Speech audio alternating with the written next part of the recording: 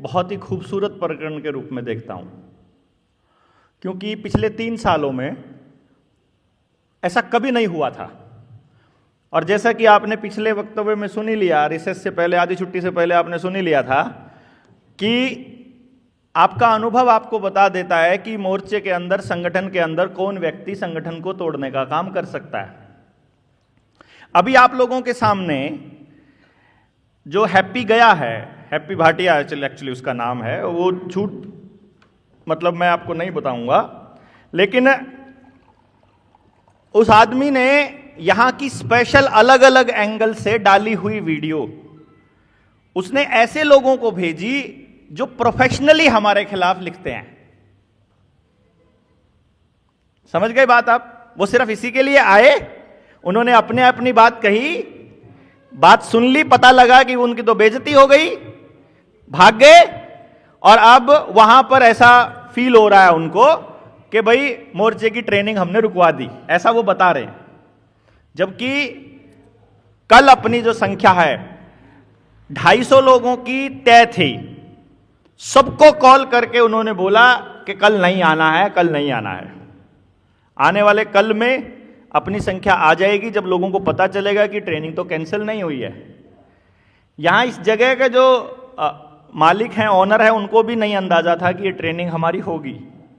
और जो लोग कार्यक्रम को खराब करना चाहते थे वो भी घर से यही सोच कर आए थे कि ट्रेनिंग नहीं होने देंगे, होने नहीं देंगे। लेकिन उनको नहीं मालूम था, वो सोच रहे थे कि ये जवाबों से भागेंगे। उनको नहीं पता था कि हर सवाल का जवाब आपको मिलेगा, और मिलते ही वो भाग गए। कुल मिलाकर के अभी जो बात आपके सामने है, जिसको हम दोबारा से रिवाइज करेंगे, जो पिछले 3 साल में, मैं लगभग 1.5 साल तो कम से कम ऐसा रहा है जब मैं उस बात को रिवाइज नहीं कर पाया, तो शायद कोई मोर्चे का साथी गलतफहमी में जुड़ गया हो, या भविष्य में उसके जुड़ने की संभावना हो, तो उसको बता सको कि ये जनता सरकार मोर्चा क्या है, कैसे लोगों से मिलकर बना है, क्या इसका करने का मकसद है, और क्या चीज बर्दाश्त नहीं करनी है। सीधी सी बात है, ये किसी का बनाया हुआ संगठन नहीं है। हम शुरुआत में सिर्फ इसलिए इकट्ठे हुए थे कि देश के अंदर कोरोना वैक्सीन, मास्क को लेकर के सरकारों की जबरदस्ती चल रही थी। हम सब का मकसद एक ही था, आने वाले वक्त में व्यवस्था परिवर्तन की उस लड़ाई को आगे लेकर के जाना जो हमारे शहीदों ने शुरू की थी।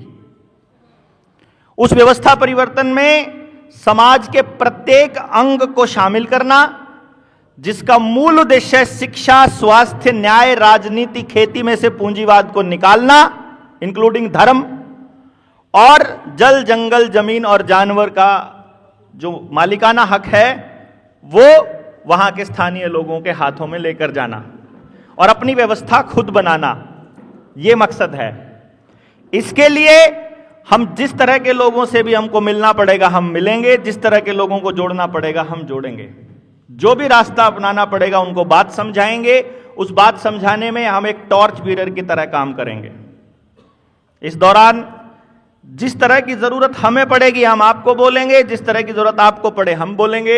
हमारे बस की बात होगी वहां तक हम करेंगे, आपके बस की बात हो वहां तक आपने करना है। अपनी व्यवस्थाएं तोड़कर आपने हमारे को नहीं भरना, हमारी व्यवस्थाएं तोड़कर हम आपके लिए कुछ नहीं करेंगे। बिल्कुल स्पष्ट है, हम म्यूचुअल वो काम कर रहे हैं जो बेसिकली हमारी अगली पीढ़ियों के लिए एक नए समाज के निर्माण की दिशा में आगे बढ़ने की योजना के साथ। इस दौरान हमने ये तय किया है, बहुत स्पष्ट तरीके से तय किया है। आप लोगों में से एक साथी था, उसने मुझे आते ही सबसे पहले सलाह दी थी कि बलारा जी अगर ऐसे और हो जाए तो कैसा रहे। मैंने उनको ये कहा था, बिल्कुल एकदम 100% सही है, ऐसे ही होना चाहिए, पर वो करने के लिए जो लोग हैं वो तो है ही नहीं। जिस तरह के लोग चाहिए, जिस तरह का व्यवस्था हमको चाहिए वो तो है ही नहीं। तो होने को तो पता नहीं क्या क्या होना चाहिए। हम भी चाहते हैं कि इनकी इस सत्ता को अभी रिजेक्ट कर दें, अभी के अभी इसका बहिष्कार कर दें कि नहीं मानते हम तुम्हारे रुपए को, नहीं मानते हम तुम्हारी व्यवस्था को, नहीं मानते हमारे कलेक्टर को, नहीं मानते हम तुम्हारे कानून को। कर भी तो रहे हैं, ये हमारे बीच में आदिवासी बैठे हुए हैं, ये कर भी तो रहे हैं। लेकिन इनको कभी भी पकड़ करके कभी गोली मार दी जाती है, कभी एसिड पिला दिया जाता है, कभी ट्रक के नीचे कुचल दिया जाता है, कभी 10-10 दिन जेल में सड़ाया जाता है, कभी अस्पताल के अंदर उनको गोली मार करके अंदर रखा जाता है और मिलने भी नहीं दिया जाता है। अभी हो रहा है ना वहां बस्तर जिले के अंदर, छत्तीसगढ़ के अंदर आदिवासियों के साथ में। क्यों? वही टुकड़ों में बंटने वाला काम, सबका अपना अपना, अपनी अपनी डफली, अपना अपना राग। इसी की वजह से इनके पास अपनी पूरी व्यवस्था है। आदिवासियों के पास तो इस धरती के असली मालिक हैं, इस जमीन के असली वारिस हैं, जो अपने आप जो असली भारत सरकार हैं, डिक्लेयर किया हुआ है और सरकार ने माना हुआ है कि हां तुम हो, तुम ठीक हो। कोई पुलिस वाला टोकने की हिम्मत नहीं करता है, लेकिन उसके बावजूद भी व्यवस्था को नकारने की हिम्मत उनकी नहीं है। फिर भी इनको कलेक्टर के आगे, डीएम के आगे हाथ फैलाना पड़ता है कि हमारी जमीन को छोड़ दो। कहने को तो ये ग्राम सभा की ताकत को एक्सरसाइज कर ही नहीं पा रहे। इनको मालूम है कि ये ताकत है, इनको पता है कि वो ताकत है, लेकिन उसको एक्सरसाइज नहीं कर पा रहे क्योंकि वो समझ नहीं है लोगों में, सब में समझ नहीं है। हम जैसे 4-5 लोगों को समझ हो गई उससे थोड़ी ना बात बनेगी, 100-200 लोगों को समझ हो गई उससे थोड़ी बात बनेगी। हजारों लाखों लोगों को जब समझ होगी और हर तरफ से जब समझ वाले लोग उठेंगे तब बात बनेगी। इसीलिए हम ये कहते हैं कि नहीं, लड़ाई तुमको लड़नी पड़ेगी, लड़ाई जिसकी है उसी को लड़नी पड़ेगी। उसके लिए हम आपकी वकालत करेंगे नहीं चलेगा, हमारी जहां जरूरत पड़ेगी वहां हम लोग साथ देंगे। और इसका बड़ा फायदा हुआ, बहुत ज्यादा फायदा हुआ। मैं ये कहूं, नुकसान किसको होगा ज्यादा से ज्यादा? अभी क्या है कि मोर्चे में अगर ज्यादा मैं बोल रहा हूं तो मोर्चे में मेरा नाम थोड़ा ज्यादा है, उसकी वजह से बदनामी होगी तो मेरी होगी, मोर्चे की तो नहीं होगी। अगर मेरी बदनामी के बदले में मोर्चे के लोगों को बोलना आ जाए तो क्या नुकसान है? अगर मेरी बदनामी और मेरी बुराई के बदले में अगर लोग एक दूसरे पर सही सवाल उठाना सीख जाएं तो क्या गलत है? अगर उसके बदले में कलेक्टर से पूछना शुरू कर दें, डीएम से पूछना शुरू कर दें, खुद लिखना चालू कर दें, खुद चिट्ठियां लिख दें। अपार आईडी का मुद्दा आपने देखा ना, जेएसएम के साथियों ने पूरे देश के अंदर किस तरह से पूरे भारत के अंदर चल पड़ा। ऑटोमेटिकली स्कूलों के अंदर बंद हो रहा है, लोगों को मुश्किलात हो रही है, कि अफसरों को मुश्किल हो रही है, टीचर्स को टारगेट मिल रहे हैं कि तुमको इतनी अपार आईडी बनानी पड़ेंगी। इसका मतलब हमने बोलना सिखा लिया। अभी अवेकन इंडिया मूवमेंट के जो साथियों ने जो एचपीवी वैक्सीन के लिए जो अपनी केस डाला था, उसके लिए नोटिस किया। नोटिस करके जब सारे सचिवों को जब नोटिस करके पूछा कि तुम लोग किस बेसिस पर एचपीवी वैक्सीन को फोर्स कर रहे हो, अभी सरकार को वापस लेना पड़ा ना। ये अवेयरनेस का ही तो मसला है। अब अवेयरनेस जो भी फैला रहा है, मैं तो ये कह रहा हूं कि हमारे मुद्दों पर अगर कोई दूसरा आदमी, कोई दूसरा संगठन अपना संगठन को लेकर के अगर मान लो अवेयरनेस फैला रहा है तो हमारा ही तो काम कर रहा है। या हम अपने यहां से कोई बात बोल रहे हैं जिसकी शुरुआत किसी और संगठन ने की थी तो हम उनका काम कर रहे हैं। तो अल्टीमेटली हम सब एक दूसरे का ही तो काम कर रहे हैं। यही काम जनता सरकार मोर्चा का है। यह नहीं है कि हमारे कोई मुद्दे फिक्स हैं। हर वो मुद्दा हमारा मुद्दा है जिसमें आम जन को ताकत मिलती हो, जिसमें प्रशासन को ये आईना दिखाने की मतलब हिम्मत आती हो जनता के पास कि तुम असल में नौकर हो, तुमको हमारे हिसाब से चलना पड़ेगा। जहां लोगों में चेतना आती हो, जहां लोगों का एक दूसरे के ऊपर भरोसा बढ़ता हो, हर वो चीज हम लोग मोर्चे के अंदर करने के लिए चले हैं। इस दौरान बहुत से तरह के लोग आएंगे और हम हर मीटिंग में ये कहते आए हैं कि देखो भाई, अपनी क्रेडिबिलिटी पे किसी के साथ जैसा मर्जी व्यवहार करो, लेकिन अगर यहां आपने मोर्चे के अंदर अगर मंच मुझे दिया है, आप लोगों ने, अभी डॉक्टर रीना ने बोला कि वो अपने 3 दिन का क्लिनिक बंद करके यहां आई हैं और अपने सारे पेशेंट्स को छोड़ करके सुबह 9 बजे से लेकर रात के 11 बजे तक वो पेशेंट्स देखते रहते हैं, खाना पीना भी जब गाड़ी में होता है। अगर इतने बिजी व्यक्ति भी अगर अपना काम छोड़ करके आ रहे हैं, आप समझ सकते हैं कि आपकी समझ का लेवल क्या होगा। तो क्या ऐसे लोगों के साथ भी चीटिंग करोगे आप इस मोर्चे के प्लेटफॉर्म का इस्तेमाल करके? वो नहीं। हम इसलिए हम कहते हैं कि आपस में पैसे का लेन देन करो तो अपने रिस्क पे करो। इवन हमारे साथ भी अगर कोई पैसे का लेन देन करो, अपने रिस्क पे करो। जहां तक बात आवेदन की आई थी, एक काम करो, किसी भाई का अगर कोई 5 या 10 लाख रुपए का लोन हो, मैं इसे वैसे हवा में बात नहीं कर रहा हूं, 5 लाख का 10 लाख का लोन हो, एक बार कोर्ट में चले जाओ, डीआरटी चले जाओ और वकील से मिलकर देखो, मिले ही होंगे। 50,000 से कम कोई बोलता है? बात भी नहीं करता है। 2 लाख रुपए का लोन हो तो भी 50,000 रुपया मांगता है कम से कम, और अगर लोन 10 लाख 20 लाख में हो तो 2 लाख से कम में बात ही नहीं होती है, सीधा 20% का तो नाम होता है। यहां तो कोई ऐसी बात ही नहीं हो रही है। तो पैसों के नाम पर तो आवेदन का कोई मतलब, इसका कोई खेल ही नहीं है। हमें आने वाले टाइम में आपसे बहुत ज्यादा, हो सकता है इससे भी कहीं ज्यादा पैसों की जरूरत पड़े। इसलिए हमने कहा था, शुरुआत में ही कहा था कि अब जब यदि आपका आवेदन लग जाए, आपको थोड़ा रिलैक्सेशन मिल जाए, थोड़ा आराम मिल जाए, तो अपनी कमाई का 10% अपने घर में एक गुल्लक में कहीं पर रखना शुरू कर दो और उस पैसे को समाज के लिए लगाना चालू कर दो। ऐसा कोई आयोजन हो रहा है, उनको कमी पड़ रही है, उनको दे दो। इसी तरह की कोई दूसरे काम चल रहा है, वहां किसी के पास किराया नहीं है, उसको दे दो। इतना तो कर ही सकते हैं हम, जब आपको रिलैक्सेशन हो गया। हमारे लिए आपकी जरूरत नहीं है। जब कोई बहुत बड़ा काम करना होगा, अभी हमको घनश्याम वर्मा जी ने बोला कि भाई हमारे को वकीलों को पैसा देना है, तो कहां से दें? मैंने कहा है अपने पास। अभी मांगना नहीं पड़ा किसी से, क्योंकि हमारे पास जमा हो रहा था, हमारे पास इतना था, हमने फटाक से 1 लाख रुपया खाते में ट्रांसफर कर दिया। अभी वकील जब और मांगेंगे, एक वकील सुप्रीम कोर्ट का 30-30 लाख रुपए मांगता है। जब सुप्रीम कोर्ट के किसी वकील के पास जाओ और इतना बड़ा मुद्दा लेकर के जाओ ना, एक हियरिंग का मांग लेता है।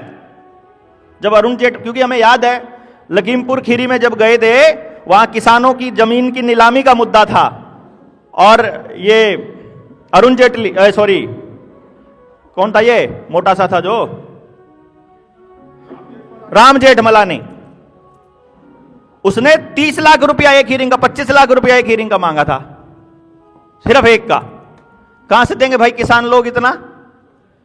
तभी तो बोला ना कि बहुत सारे लोग हो जाओ, ताकि बहुत हिस्सा नहीं है, बहुत ज्यादा हिस्सा नहीं आएगा, थोड़ा थोड़ा हिस्सा करके जोड़ के वकील को दे देंगे कि तुम वकील वाला काम तुम करो, सबूत हमने इकट्ठे किए हुए हैं, और संख्या बल जाकर के प्रेशर बनाएगी अदालत के ऊपर कि हमारी बात सुनो तो सही, कम से कम हम सुनने की बात कह रहे हैं। तुम अगर कह दोगे कि हम गलत कह रहे हैं तो बात आगे की फिर देखेंगे। तो इस तरह से ये तो एक मुद्दा है। दूसरा मुद्दा है, आप सब लोग मोर्चे में क्यों जुड़े हो, यह आपको स्पष्ट होना चाहिए, बहुत स्पष्ट होना चाहिए। अभी उसने बोला हैप्पी ने, मैं तो इतने सालों से काम कर रहा था, कर रहे थे ना, तो करते रहो ना, कौन रोक रहा है भाई? तुमको क्या जरूरत पड़ी है फिर मोर्चे का नाम लेने की, जब तुम उससे पहले इससे बढ़िया, इससे बड़ा काम कर रहे थे? तो हमें जब तुम्हारी जरूरत पड़ेगी हम तुम्हें बुला लेंगे, हम तुम्हें रिक्वेस्ट कर देंगे, हम तुम्हारे साथ ले लेंगे। हमें किसी चीज में कहीं पर भी आप लोगों की आवश्यकता पड़ेगी, हम कॉल दे देंगे। इसलिए आप सब लोगों से मैं रिक्वेस्ट कर रहा हूं कि सबको यह स्पष्ट होना चाहिए कि आप जनता सरकार मोर्चा से क्यों जुड़ रहे हो। मैं जनता सरकार मोर्चा से इसलिए जुड़ा हूं क्योंकि मुझे अपने जीवन में एक ऐसे इंस्टीट्यूशन की स्थापना करनी है जो पूरी दुनिया को यह बता सके कि संभव है एक ऐसे विद्यालय की परिकल्पना करना या एक ऐसा एजुकेशन सिस्टम बनाना जिसमें प्रत्येक बच्चे के लिए रोजगार की संभावना हो, एक ऐसा समाज का निर्माण करना, पूरे दुनिया को यह संदेश देना एक जगह से। और उसके लिए मैं अपना प्रयास दिन रात कर रहा हूं। इस दौरान बीच में जितनी लड़ाइयां आएंगी, अपार आईडी की लड़ाई हमने थोड़ी ली है। अपार आईडी के बारे में अगर आपने मेरी पुरानी वीडियो देखी हो, मैं 2022 में भी बोल रहा हूं, 2021 में भी बोल रहा हूं अपार आईडी के बारे में।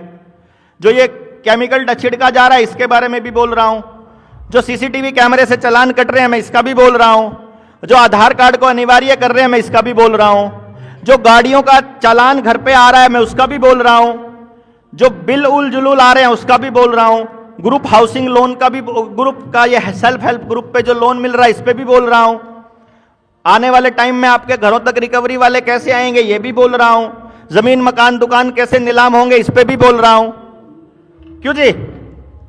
आपके जो पशुधन है उसके कान के ऊपर वो लग रहे हैं उस पे भी बोल रहा हूं, कुत्ते बिल्ली सुअर ऊंट घोड़ा गधा सबको इंजेक्शंस लग रहे हैं मैं उस पे भी बोल रहा हूं, खेत का बीज खत्म होने पे भी बोल रहा हूं, डंगरों का बीज खत्म होने पे भी बोल रहा हूं, आईवीएफ सेंटर खुलने पर आदमी का बीज खत्म होने पर भी बोल रहा हूं, गाड़ियों को जबरदस्ती स्क्रैप करने पर भी बोल रहे हैं, जबरदस्ती की वो नेम प्लेट नंबर प्लेट लगाने पर भी बोल रहे हैं, आधार कार्ड को अपडेट फेशियल रिकॉग्निशन वाला बनाने पर भी बोल रहे हैं, बायोमेट्रिक पर भी बोल रहे हैं, डेटा देने पर भी बोल रहे हैं। ऐसा कौन सा टॉपिक है जिस पर हम नहीं बोले हैं? यानी कहने का मतलब है इस दौरान बीच में जो भी लड़ाई आएगी, जो सत्ता को, प्रशासन को मजबूत करेगी और जनता को कमजोर करेगी, वहां फिर से हम लोग ये बात दहाड़ने के लिए फिर से खड़े हो जाएंगे कि भारत की हुंकार है। एक बार बता तो दो, भारत की हुंकार है तो जनता ही सरकार है। ये बताने के लिए एक बार तो चिल्लाना पड़ेगा ही ना। अब मान लीजिए आप केवल अपने आवेदन के लिए आए हैं, तो हमें क्या बुरी बात तो नहीं है ना। अपने स्वार्थ के लिए जुड़ना कोई बुरी बात नहीं होती है। बस हमें स्पष्ट होना चाहिए कि हमारा यह स्वार्थ है, इसमें झूठ बोलने की जरूरत नहीं है। मैं स्पष्ट बोल रहा हूं ना कि मैं अपने बच्चे के लिए लगाऊं, मैं तो नहीं कह रहा मैं आपके लिए लगाऊं। जिस दिन मैं पैसे के लिए करूंगा उस दिन बोल दूंगा कि मैं पैसे के लिए कर रहा हूं। एक शख्स ने मुझे बोला, मैं आपको एक हकीकत बता रहा हूं, मुझे कुछ देने की पेशकश की किसी ने कि मुझे आपके लिए कुछ करना है। मैंने कहा मेरे को अपने लिए कुछ करवाने की जरूरत नहीं है, ये मोर्चा पड़ा इस पे कर दो, इसमें तो मैं करता ही रहता हूं जो भी है, मुझे आपके लिए करना है स्पेशली। मैंने कहा देखो मेरी गुंजाइश नहीं है कि मैं वापस तुम्हें रीपे कर सकूं।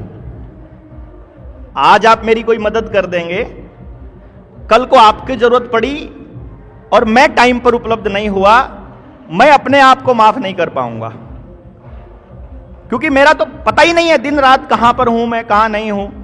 क्या पता फोन साइलेंट करके मैं सो रहा हूं कि मैं सोया नहीं था तो आज मैं सो लेता हूं, कि जब फिर तुम हमें कहोगे कि जिस दिन हमें तुम्हारी जरूरत पड़ी तुम फोन भी नहीं उठाया। तो मैंने कहा कि मेरे लिए कुछ करोगे, आवाज बढ़ाना इसकी, कि मेरे लिए कुछ करोगे तो मेरी गुंजाइश नहीं है कि मैं आपके लिए वापस कुछ कर पाऊं। तो उन्होंने मुझे एक जवाब दिया,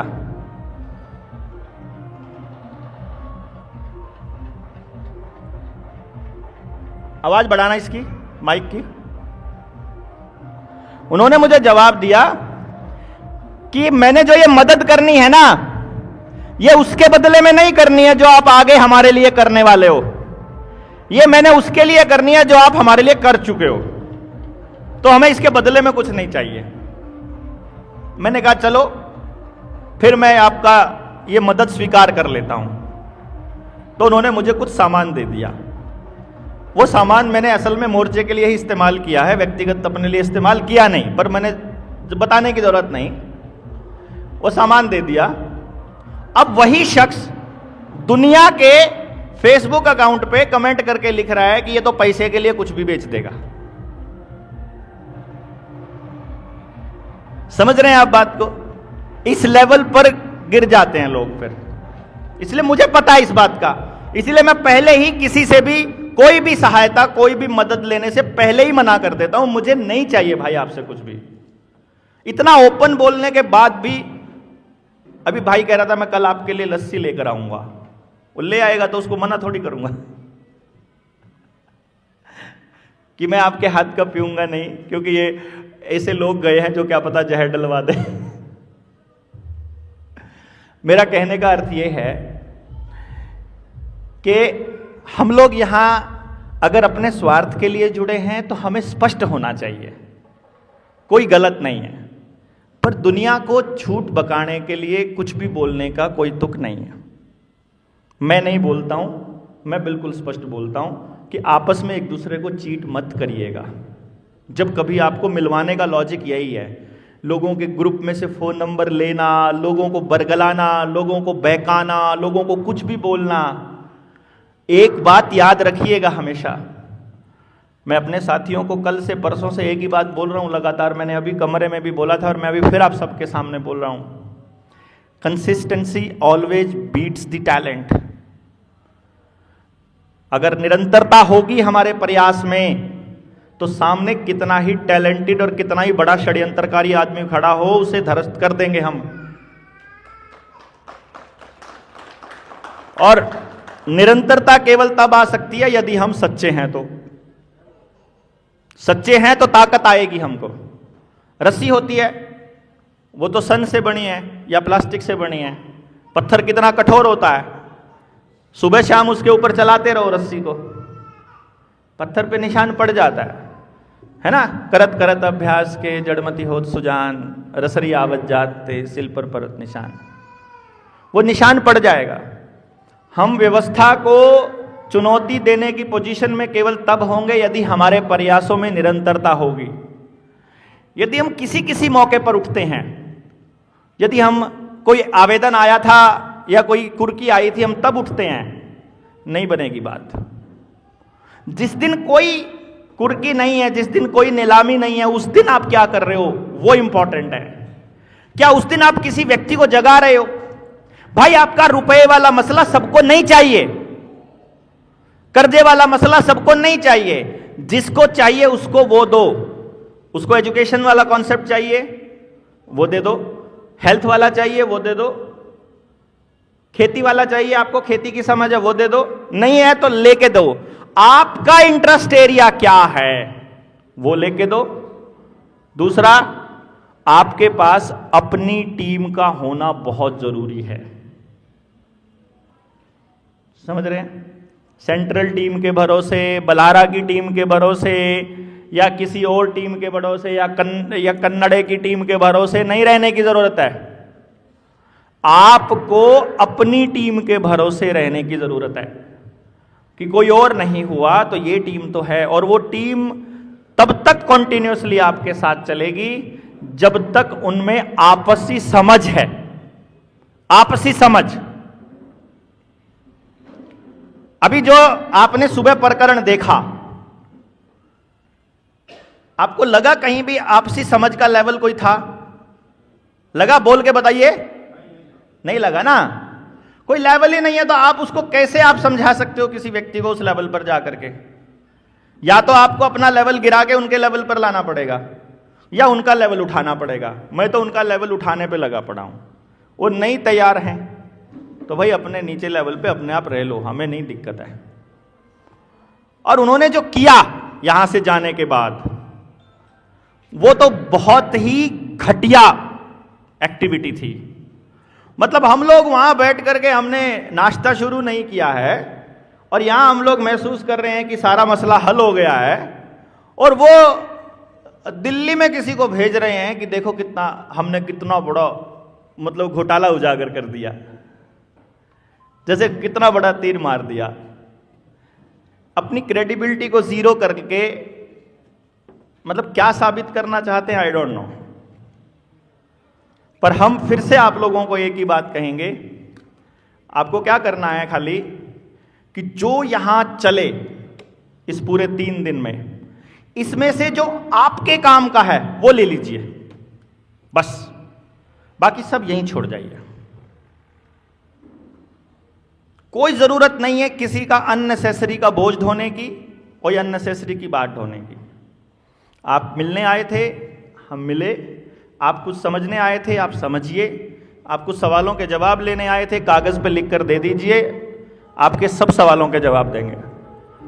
वो जो हैप्पी ने बोला था कि सवालों का जवाब नहीं देते हैं, कहते बाद में दूंगा, वो सारे सवाल जाते हुए रास्ते में पढ़ता हूं क्या सवाल हैं, और फिर जाने के बाद जब किसी अगली सभा में बोल रहा हूं तो हर सवाल का जवाब देता हूं।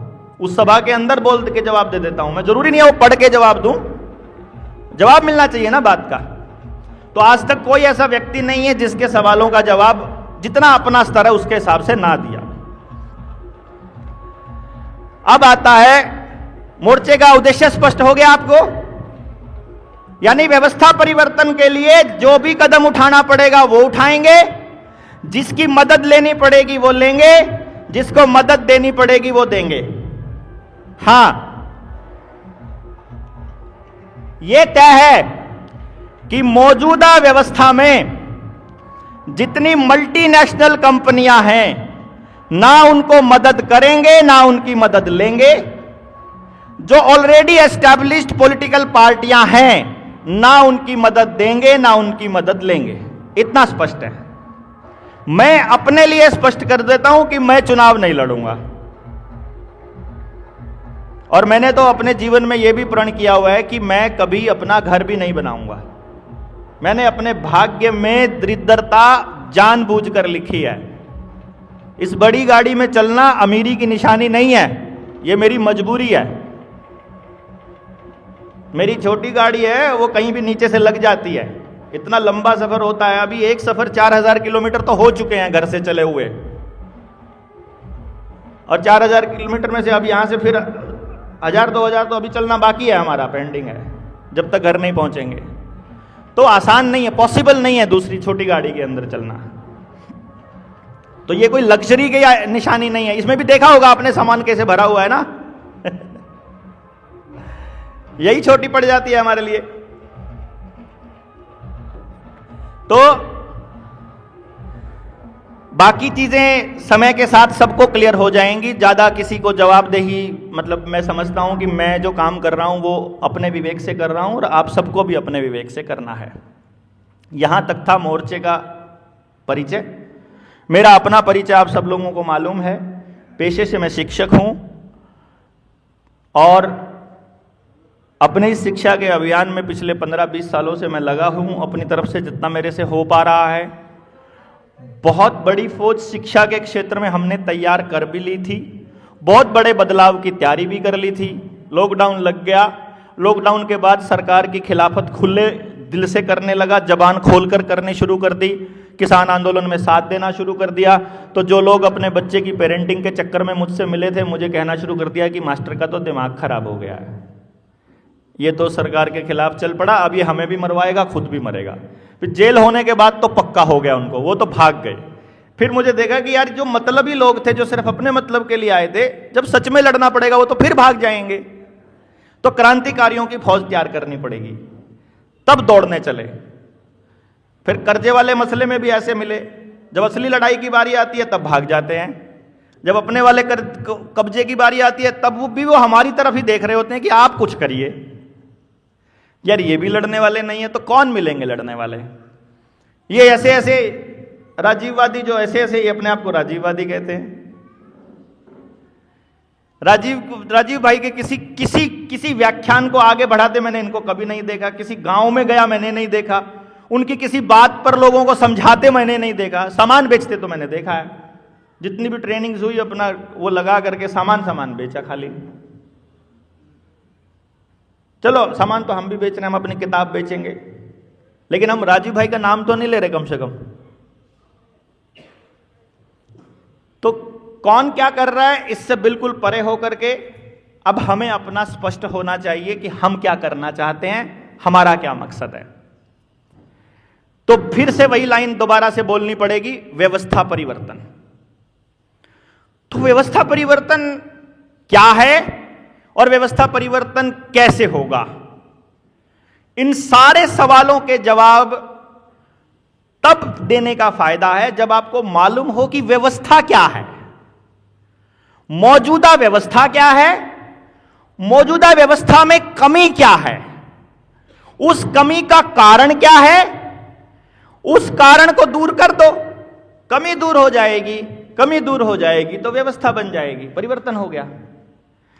कारण जिसकी वजह से है, यानी कि वो व्यवस्था के अंदर जो खराबी है वो जिसकी वजह से है, वो खराबी दूर करनी है कि नहीं।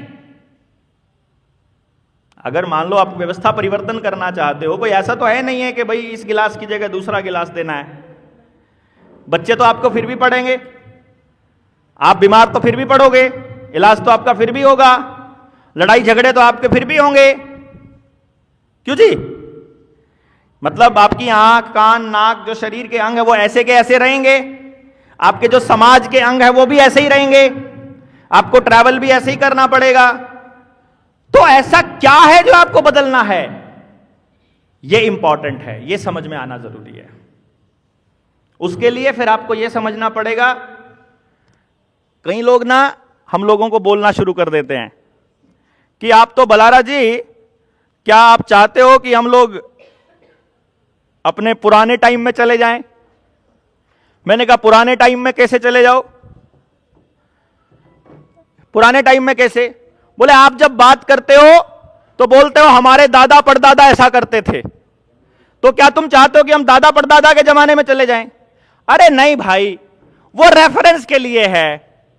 अभी भी जब आपके कहीं दूसरे गांव में या किसी दूसरे शहर में कोई बढ़िया खेती कर रहा हो बिना केमिकल की और उसकी ठीक पैदावार हो रही हो, तो उसका जिक्र नहीं करेंगे क्या? वहां जाकर देख के आएंगे ना?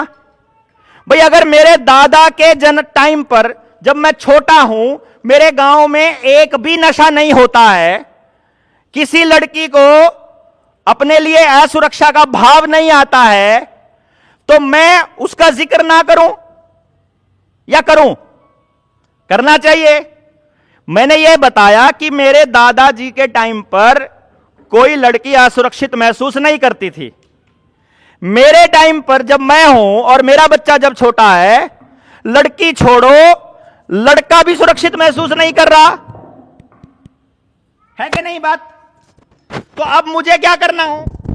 मुझे सिर्फ यह जानना है कि भाई मेरे दादाजी के समय में ऐसा क्या खास था जो अब नहीं है। उसमें से जो आज पॉसिबल है उसको यूज कर लेना है। क्यों जी? तो मेरा बच्चा, मेरा लड़का लड़की दोनों सुरक्षित हो जाएंगे। अगर उस टाइम पर मैं ये कहता हूं कि मेरे पूरे गांव में डॉक्टर ही नहीं था, मेरे गांव की बात बता रहा हूं, जब मैं छोटा था मेरे गांव में डॉक्टर नहीं था, अचानक किसी को पेट में दर्द हो जाता था तो बोलते थे बुलाइए भाई जयनारायण डॉक्टर ने। और जयनारायण डॉक्टर कौन था? एक छोटा सा झोला रखता था अपने साथ में, उसमें कुछ दवाइयां कुछ इंजेक्शन रखता था, और जिसको भी कुछ भी हो रखा है बस वो एक ही इंजेक्शन लगाता था सबको, 2.5 किलो वाला।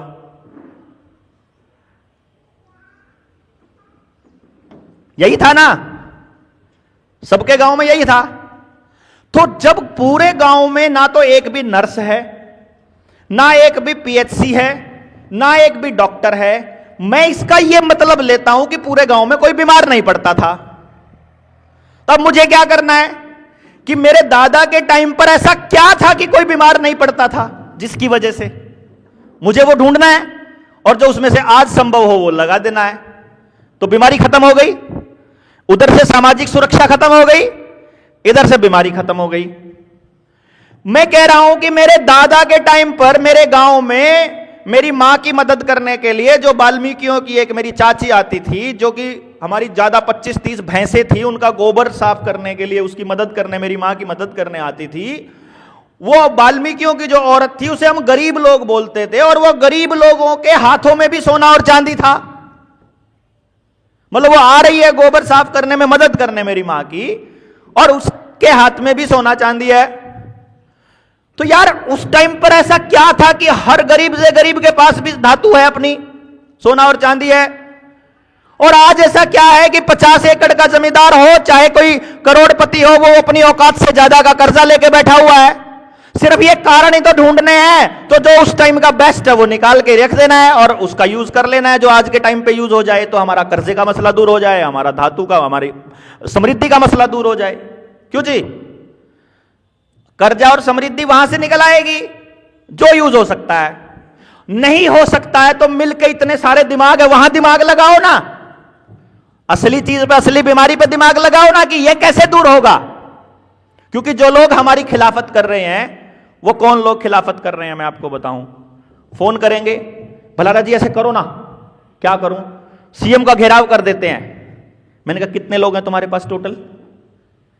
वो जो तालकटोरा स्टेडियम में गए थे हजारों लोग, उन्हीं हजारों लोगों को वहीं से कह देता चलो सीएम का घेराव करने चलते हैं, और वहां लठ खाने पड़ सकते हैं और आंसू गैस के गोले भी पड़ सकते हैं। चल पड़ते क्या सारे के सारे? बाहर निकलते निकलते आधे रेलवे स्टेशन की तरफ चल पड़ते, आधे बस स्टैंड की तरफ चल पड़ते, आधे किसी दुकान में घुस जाते, आधे कहीं और चल जाते, और बाद में पता चलता लाठी और गोली खाने के लिए सिर्फ हम खड़े हैं। हमारे ऊपर वही मुकदमे हो जाते जो भगत सिंह और के ऊपर होता कि आतंकी थे, आतंक फैलाने आए थे, और फिर आतंकी करके जेल में 15 साल 20 साल फैला देते। नहीं यकीन होता हो तो थोड़ी संख्या के केस में आदिवासियों के साथ क्या हो रहा है इनसे पूछ लेना। यही होता है जी, होटल में यही हुआ हमारे साथ। तो लड़ने वाले लोग हैं नहीं, मेरे को कह रहे हो कि तुम ये करो, तो मैं इतना तो कह सकता हूं ना भाई, तुम्हें लगता है ये वाला रास्ता ठीक है, तुम कर लो। ये तो कर सकते हैं ना, क्यों जी? तो भाई फिर बात आती है, जिस टाइम को आप ये कह रहे हो कि अनपढ़ता थी, अनपढ़ था पूरा देश। अरे भाई, अगर अनपढ़ होते हुए हम बीमार नहीं होते हैं, असुरक्षा की भावना नहीं है, पूरे गांव में कोई बेरोजगार नाम का कोई शख्स नहीं है, कोई बेरोजगारी नहीं है, एक एक परिवार में 25-25 लोग रहते हैं तब भी कोई बेरोजगारी नहीं है, आज एक एक बेटा एक एक बेटी है तब भी बेरोजगारों की फौज घूम रही है, तो उनके पास ऐसी क्या व्यवस्था थी यार? एक बार पता तो कर लो, उसमें से कौन से वाली यूज हो सकती है।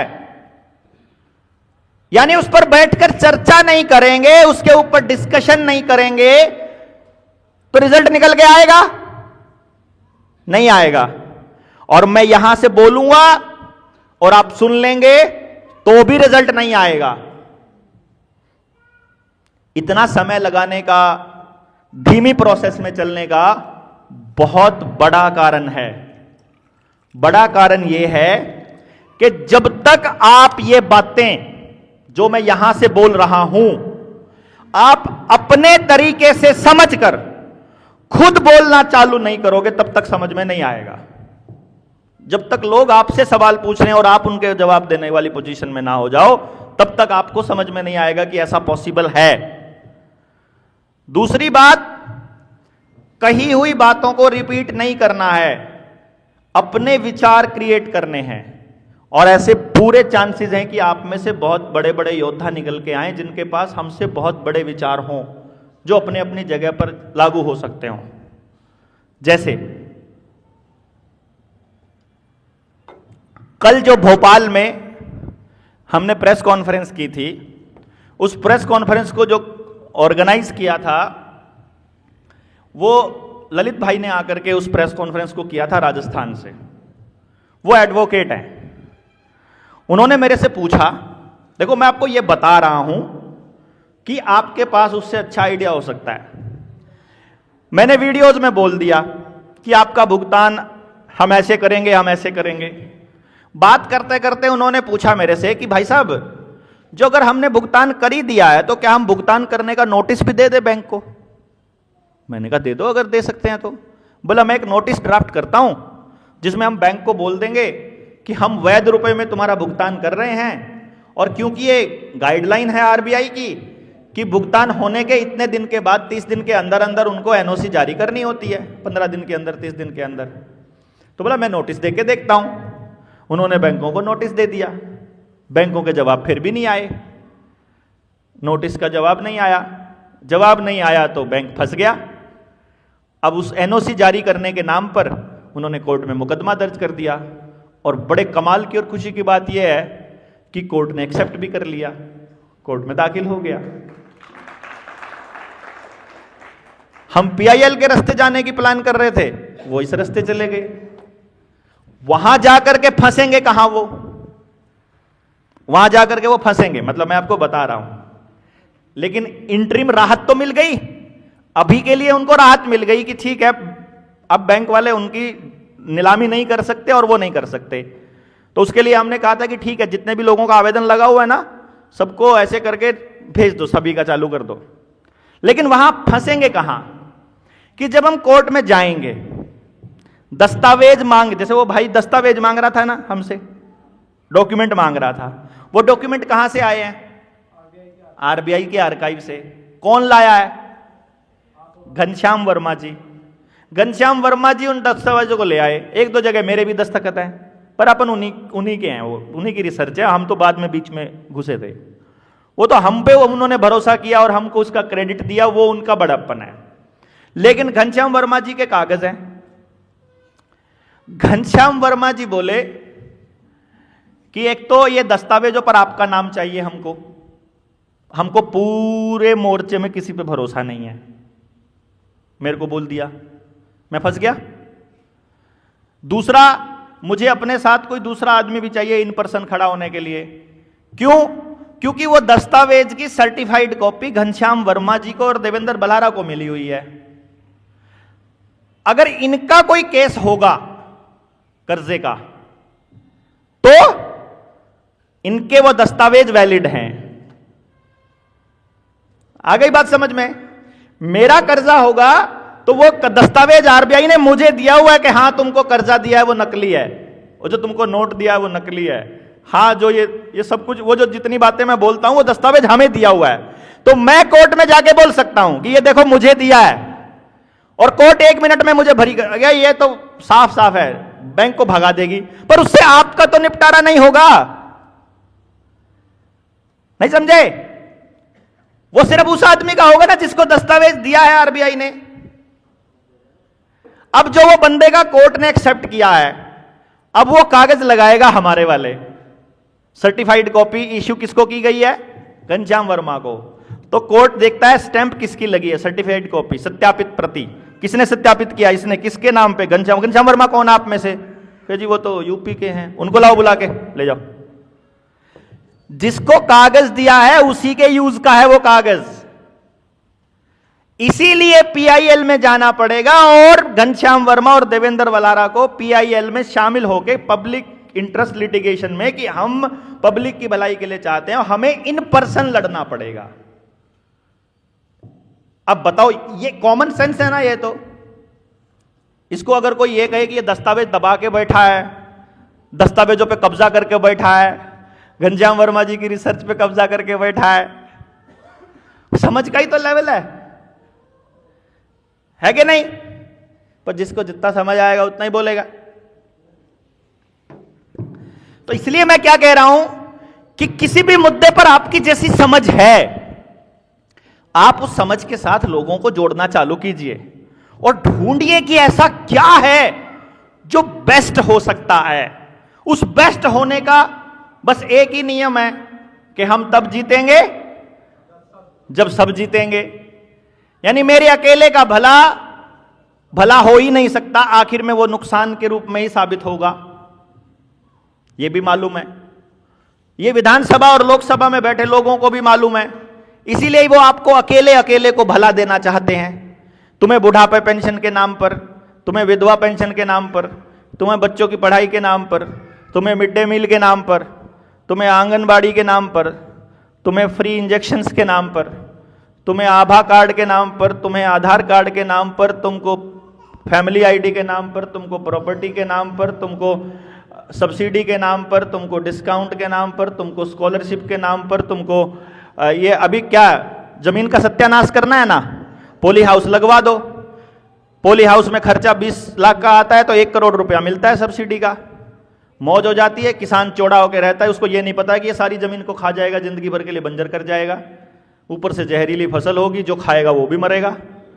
सरकार को क्या पता नहीं है कि पेस्टिसाइड यूरिया समाज का सत्यानाश करता है, उससे बना हुआ हर थाली में रखी हर कौर में जहर आता है, पता नहीं है क्या सरकार को? लेकिन फिर भी दे रही है ना, वो डीएपी पे, यूरिया पे, पेस्टिसाइड्स पे, एंटीसेक्टिसाइड्स पे वो सब्सिडी देती है ना। यानी वो हर आदमी को फायदा देने की बात करेंगे। उस आदमी को नहीं पता है कि अगर ये फायदा सिर्फ तुम्हें मिल रहा है या सिर्फ एक हिस्से को मिल रहा है तो इसका मतलब अल्टीमेटली वो नुकसान के बड़े रूप में तुम्हारे पास ही आएगा। ये भूल जाते हैं वो। इसलिए हम ये कहते हैं कि भाई हम आपको 75 साल पहले या 50 साल पहले लेकर जाना नहीं चाहते। 50 साल और 70 साल और 40 साल का एग्जाम्पल हम सिर्फ इसलिए देते हैं कि वो दौर आपने देखा है अपनी आंखों से, बस कि ऐसा दौर था, आपके बच्चों ने नहीं देखा। उनको बताऊंगा तो वो यकीन ही नहीं करेंगे। क्यों जी? हमारे दादाजी थे ना, उनको अगर मैं ये बोल देता ना कि दादा 2024 में ना जब तुम मर चुके होंगे, मेरे दादाजी 2014 में एक्सपायर हो गए, तो मैं मान लो 1987 में या 1985 में उनको बोल देता कि दादा आपके मरने के 10 साल बाद एक ऐसा डिवाइस आएगा जिसमें इधर चल रही होगी, इधर मैं बोल रहा हूंगा और उधर दूर दराज बैठे लोग लाइव देख रहे होंगे टेलीविजन की तरह और जेब में रख सकेंगे। तो दादा मुझे उस टाइम बोलते 87 के दौर में कि बेवकूफ मत बना, मैंने सारी दुनिया घूम के देखी है, ऐसा कुछ नहीं हो सकता। क्यों जी? मेरे दादाजी मेरी बात का यकीन नहीं करते। मैं अगर आपके बच्चों को बताऊंगा कि एक दौर ऐसा था जब ऐसे होता था। वो बोलेंगे बेवकूफ बनाने की जरूरत नहीं है, कहीं भी नहीं लिखा हुआ, क्योंकि अखबार बताते हैं कि 65 में तो यहां भूखमरी का दौर था, 40s के दौर में विश्व युद्ध का दौर था, उससे पहले हम गुलाम थे, उससे अब महामारियां थी, हमको तो वैक्सीन लगाकर बचाया था। टीवी अखबार तो यही पटे पड़े हैं ना। आज से 40 साल बाद आपके बच्चों को असलियत नहीं दिखाई देगी, वो अखबार दिखाई देंगे, क्योंकि वो दर्ज है वहां। डॉक्टर रीना बैठी हुई है, और जिन लोगों को नहीं पता है उन लोगों के लिए बता दूं, क्या आप लोगों को मालूम है कि भारत देश में अभी भी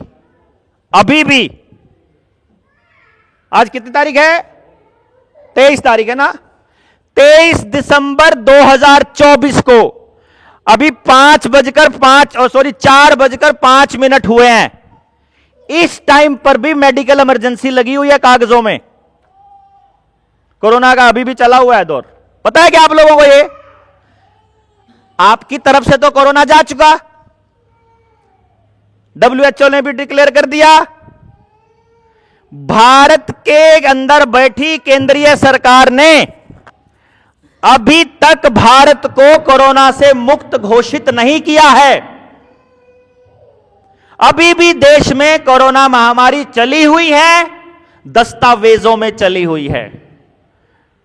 तो अब जो 2025 में लोग टपकने वाले हैं, उनका ठीकरा अगर 30 साल बाद आपके बच्चे देखेंगे अखबारों में, तो बताएंगे कि ये 19 में चली थी नाम कोविड-19, और 25 तक चली थी, और 25 में एक नया वायरस आया था और उसमें इतने लोग मरे थे। वो जो 5G से टपकने वाले हैं टावरों से, वो जो आत्महत्या करने वाले हैं, वो जो आपस में लड़कर मरने वाले, ये ऐसे ऐसे आपस में लड़वा के मारेंगे। वो जो लड़ने वाले हैं, वो जो भूखमरी में जब शहर और गांव का दंगा होगा आपस में, अगला जो लड़ाई होगी ना, वो हिंदू मुसलमान की नहीं होगी, क्योंकि उसको तो समझ गए, हिंदू भी समझ गए, मुसलमान भी समझ गए। अगली लड़ाई शहर वर्सेस गांव होगी, क्योंकि शहर के पास 3 दिन से ज्यादा का राशन नहीं है और गांव के पास 1 साल का राशन है। साल भर का राशन रहता है गांव के पास, गांव के प्रत्येक व्यक्ति के घर में। तो भूखा मरता आदमी शहर का कहां जाएगा? गांव में जाएगा। और फिर गांव वाले बोलेंगे तब छोड़कर क्यों गया था गांव, भाग अब वहीं पे। शहर में कुछ है नहीं है और गांव के पास स्पेयर नहीं है, क्योंकि गांव की जमीन भी बंजर कर दी और गांव को बीज भी नकली दे रहे हैं। और इस टाइम पे सिर्फ अडानी के गोदामों में अनाज पड़ा मिलेगा। थोड़ा बहुत जो ओरिजिनल बीज बचे हुए हैं वो आदिवासियों के पास बचे हुए हैं, उनको कोई एनजीओ भेज करके, कभी आधार कार्ड में उनको पैसे दे करके, कभी उनके स्टाइफंड दे करके, कभी स्कॉलरशिप दे के उनको भी नकली बीज घुसा रहे हैं। उनके वहां पे भी जाली होंगे ना आपके यहां भी, वो भी अपनी जमीनों को खत्म करते जा रहे हैं थोड़े थोड़े चक्करों में। और बीज किसी के पास नहीं बचेगा तो फिर इन आदिवासियों को कहेंगे यहां कहां रहते हो, इधर कच्ची मिट्टी के, ये तुम्हारे लिए पक्का मकान बनाया ना, चलो ना एक बार उन्होंने अपना जंगल छोड़ा और गए, खत्म। अमेरिका में हुआ, अमेरिका में अमेरिकी एक भी नहीं है, सारा यूरोप भरा पड़ा है या एशिया भरा पड़ा है, रेड इंडियन है ही नहीं वहां। इसी तरह से भारत में भारतीय नहीं बचे, भारत के नहीं बच रहे, क्योंकि हम लोगों को शहर का बनाया जा रहा है। शहर भारत का हिस्सा नहीं है, भारत केवल गांव में है, केवल गांव, जिसकी व्यवस्था जल जंगल जमीन आधारित है, जिसकी व्यवस्था अपने जंगल पे सेंटर्ड है और जमीन पर है, उसके अपना अधिकार है, वो भारत है। जिसको कुछ भी चीज बाहर से लेनी पड़ती है, कुछ भी बाहर से लेना पड़ता है, वो भारत नहीं है। अब इससे स्पष्ट आपको क्या बताएं कि भारत को भारतीयता के आधार पर अगर खड़ा करने का जो संकल्प है, उसको पूरा नहीं होने देगी सत्ता, क्योंकि सत्ता में पार्टियां नहीं बैठी हैं। सत्ता में आपको अंबानी अडानी दिखाई देते हैं, यहां के जो पूंजीपति हैं, अंबानी अडानी टाटा बिरला अटरम शटरम जटरम जितने भी कंपनियां हैं, उन कंपनियों के असली स्टेक होल्डर वही हैं जो अमेरिका की कंपनियों के हैं, जो जर्मनी की कंपनियों के हैं, जो जापान की कंपनियों के हैं, वही लोग हैं उनके मालिक। तो असल में पॉलिटिकल पार्टियों को अगर वो कंपनियां ही इंस्ट्रक्शंस देती हैं तो वही लोग चलाते हैं, वही पॉलिसीज बनाते हैं। वो ऐसे किसी एक छोटे से संगठन को व्यवस्था परिवर्तन की जिम्मेदारी लेकर के चल करके इसको पूरा होने देंगे क्या? सवाल ही पैदा नहीं होता। इसलिए ये संगठन जनता सरकार मोर्चा व्यवस्था परिवर्तन के उस अंजाम तक नहीं पहुंच पाएगा यदि इसको सुनने वाला, जानने वाला, समझने वाला, सहमत होने वाला प्रत्येक व्यक्ति देवेंद्र बलहारा या राजीव दीक्षित नहीं बन जाता। तब तक पॉसिबल नहीं है। सुन लेने भर से बात नहीं बनेगी। सुन करके चाहे एलईडी लगाकर गांव में चालू कर दो, जो जो मेन बातें समझ में आती हैं, वीडियो रिकॉर्डिंग करके चालू कर दो, ऑडियो रिकॉर्डिंग करके चालू कर दो, थोड़ा थोड़ा करके सुना लो, किसी मुद्दे पर, जिस मुद्दे पर उनको समझ में आ रहा उस मुद्दे पर समझा लो। एक बात सोचो आप, सिंपल सा फंडा बताना। ओ भाई ने बोला कि ये तो अपना एजुकेशन वाला एजेंडा चला रहा है, ठीक है। ये बात मुझे मेरे कुछ साथियों ने भी बोली, बोले अचानक ये एजुकेशन का फंडा कहां से आ गया? मैंने कहा ये व्यवस्था परिवर्तन है। व्यवस्था परिवर्तन कैसे है? मैंने कहा देखो, मैं कह रहा हूं कि गांव में 100% रोजगार देने वाली शिक्षा व्यवस्था चालू हो सकती है। उसके लिए हमारा स्कूल, हमारी पहली शर्त क्या है कि गांव के सभी बच्चे गांव के सामुदायिक स्कूल में दाखिल होने चाहिए। तो गांव के सरपंच का, हमारे मास्टर जी का, बड़े जमींदार का, छोटे गरीब का, सबका बच्चा एक स्कूल में आ गया। दूसरी कंडीशन हमारे एजुकेशन सिस्टम की क्या है कि प्रत्येक मां बाप को अपना कोई ना कोई रोल अदा करना पड़ेगा। इसमें भी लगा दे चार्जिंग, या इससे लगा दे, इन्हें थोड़ा उड़ान सिधर ले। क्यों जी? प्रत्येक मां बाप को अपना कोई ना कोई रोल अदा करना पड़ेगा। यानी आपको यदि बिजली का काम करना आता है तो स्कूल के अंदर बच्चों को सिखाना है, आपको लकड़ी का काम करना आता है तो स्कूल में सिखाना है, आपको मिस्त्री का काम करना आता है तो स्कूल में सिखाना है, आप और कुछ नहीं आता है तो स्कूल के अंदर कुछ भी सामुदायिक रूप से बन रहा हो तो वहां पर दिहाड़ी देनी है।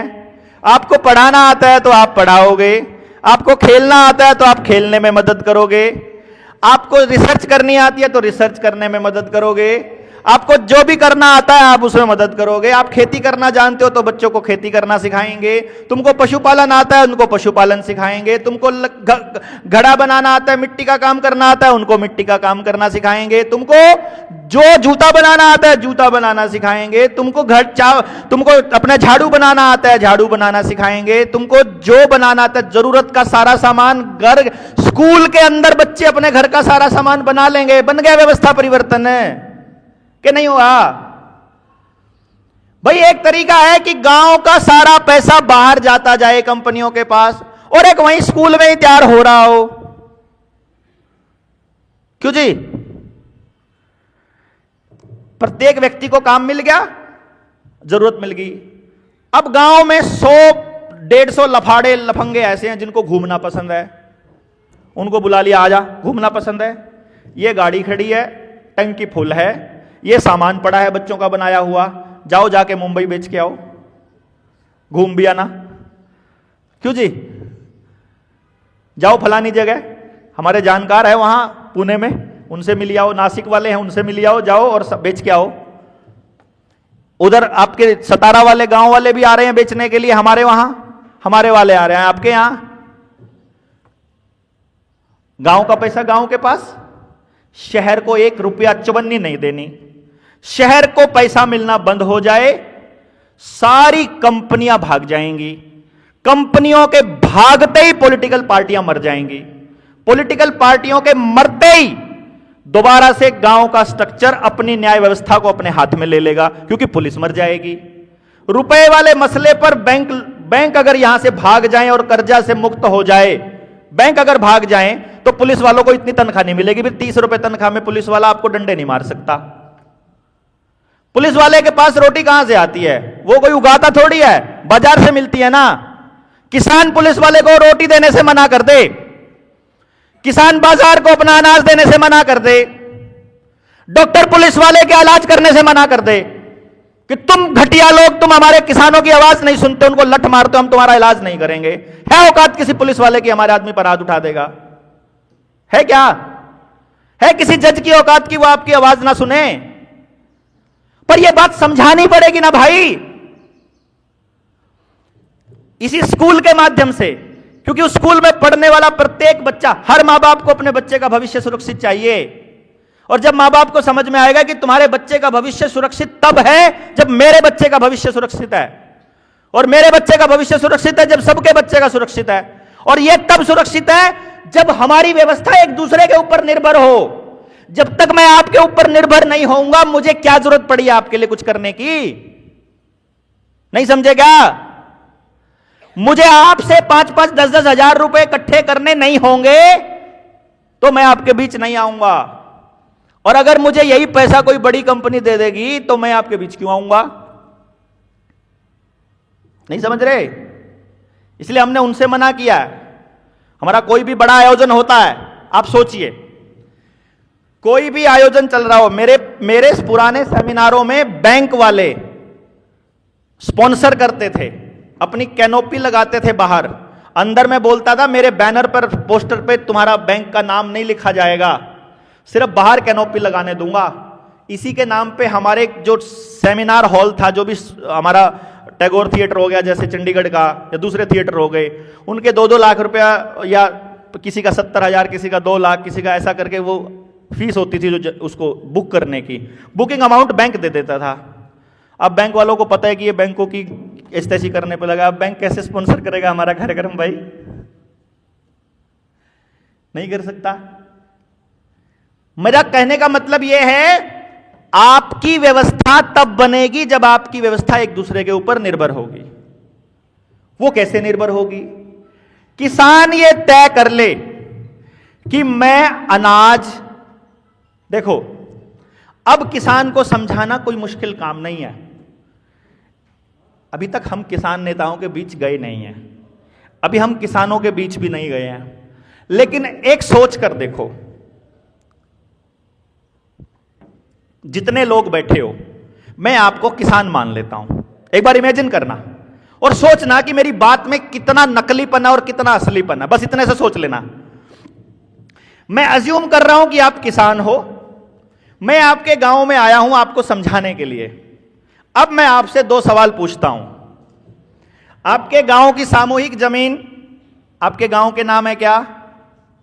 नहीं है जी, सरकार के नाम हो चुकी है। मतलब अस्पताल की, जोहड़ की, मंदिर की, गुरुद्वारे की, मस्जिद की, जो भी जमीन है जो सामूहिक थी, जो गांव के लोगों ने छोड़ रखी थी, शामलात की हो, जंगल की हो, कम्युनिटी सेंटर की हो, ऐसी कोई जगह छोड़ रखी हो, वो सारी जमीन सरकार ने अपने नाम कर ली। अब बची व्यक्तिगत जमीन। व्यक्तिगत जमीन आपके नाम पर है? बिल्कुल है। भूमि अधिग्रहण कानून के तहत सरकार जब मर्जी आपसे ले सकती है, ले सकती है, यह भी सबको पता है। चलिए छोड़िए, सबकी जमीन बैंकों में गिरवी पड़ी है, हर किसान की जमीन बैंकों में गिरवी पड़ी है। आपके पास वो गिरवी छुड़वाने के लिए पैसा है? नहीं है। कर्जा चुकाने के लिए पैसा है नहीं, जमीन गिरवी पड़ी है। इसका मतलब मैं ये मानकर चलूं कि सरकार जब चाहे अगर ये कह दे कि आज बैंक डूब गए हैं और सबको आज अपना कर्जा जमा करना है, तो मैं ये मानकर चल रहा हूं कि पूरे गांव में 10% से ज्यादा लोग अपना कर्जा चुकता नहीं कर पाएंगे। वो 10% कौन है? जिनका साइड में बिजनेस बहुत अच्छा चल रहा है, समाज को सत्यानाश करने वाला। आज के टाइम पर अच्छा बिजनेस केवल सत्यानाश करने वाले का चल रहा है, जैसे fertiliser, urea, DAP, allopathy, mobile, TV, electronic, गाड़ियां, motorcycle, electric vehicle, petrol, diesel, शराब की दुकान, दूसरे ठेके, मतलब जिसमें समाज की बर्बादी है, केवल वो बिजनेस चल रहे हैं, है कि नहीं? आप सब लोग भी जो समाज को अच्छा दे रहे थे, अपने हाथ से कमा कर दे रहे थे, किसी का बिजनेस नहीं चल रहा, सबका ठप हुआ पड़ा है, और ये सबको मालूम है कि नहीं? अर्थात वो लोग या तो जिनका बिजनेस समाज को खराब करने के लिए था वो बिजनेस कर रहे हैं, वहां से पैसा आ रहा है, या फिर किसी के घर में कोई नौकरी है, उस नौकरी करने वाले के पास पैसा है, वो लोन लेकर के वो चुकता कर देगा, जमीन छुड़वा लेगा। अर्थात मैं ये मानूं गांव वालों कि 90% किसानों की जमीन जाने वाली है। क्यों जी? सहमत की है सहमत? पहले बताओ। सहमत। अब मैं आपको गारंटी दे रहा हूं कि आपकी जमीन बचा लूंगा, और बदले में आपको केवल इतना करना है कि आपको मंडी के लिए कुछ भी पैदा नहीं करना है। जो पैदा करना है या तो अपने परिवार के लिए पैदा करना है या अपने गांव रूपी परिवार के लिए पैदा करना है, बस केवल गांव के लिए पैदा करना है। हरियाणा वाला किसान महाराष्ट्र वाले गांव के किसान के लिए पैदा करे, क्योंकि जो यहां मूंगफली होती है हमारे वहां नहीं होती, हमारे वहां जो होता है कुछ चीजें यहां नहीं होती। तो गांव का किसान गांव के किसान के लिए पैदा, मतलब मेरा कहने का मतलब है किसान ये प्रण करना है, आप लोगों को प्रॉमिस करना है कि आप सिर्फ गांव के लिए पैदा करोगे। बोलो मंजूर? मंजूर। किसान ने तैयार हो गई। अब मैं जा रहा हूं चमारों के यहां। अब मैं मान लेता हूं सारे चमार बैठे हैं। आप लोगों को मनरेगा से पैसा मिलता है,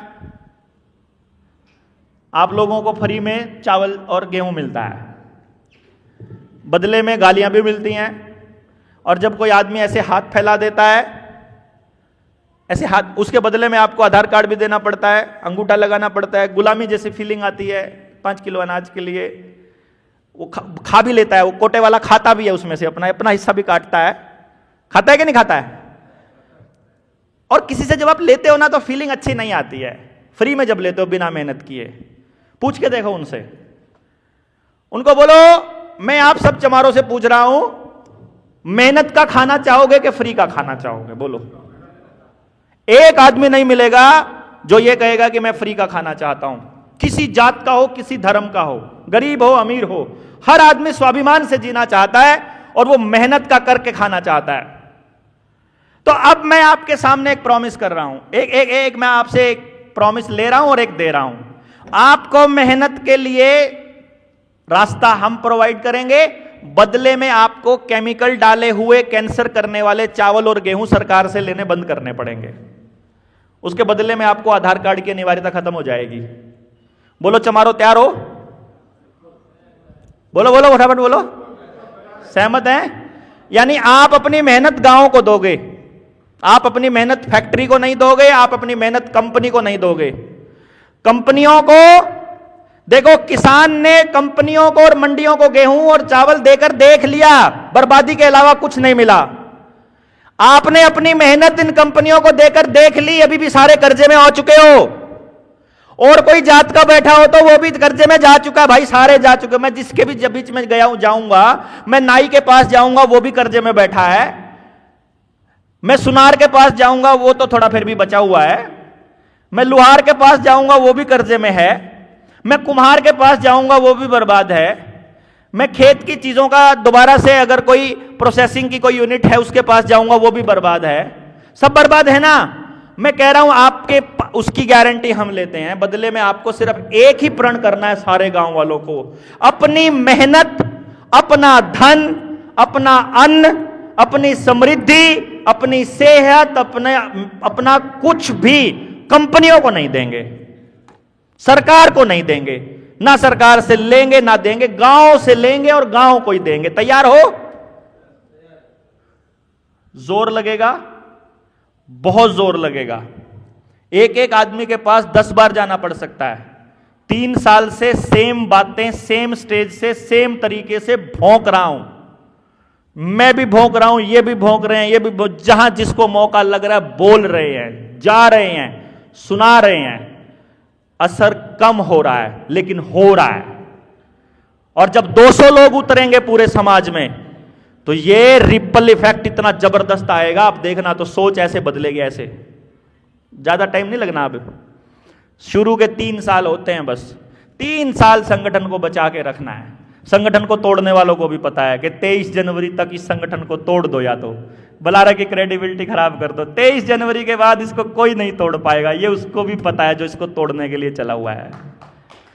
समझ गए ना? क्योंकि 24 जनवरी को हमारे 3 साल पूरे हो जाएंगे। 3 साल तक आप में से कोई आदमी दिन रात 24 घंटे अगर मेहनत की है, वो आकर के हिसाब मांग सकता है, दे सकता है। थोड़ी की है वो भी मांग सकता है, लेकिन की होनी चाहिए, कुछ कंट्रीब्यूशन होना चाहिए। अब मैं ये कह रहा हूं,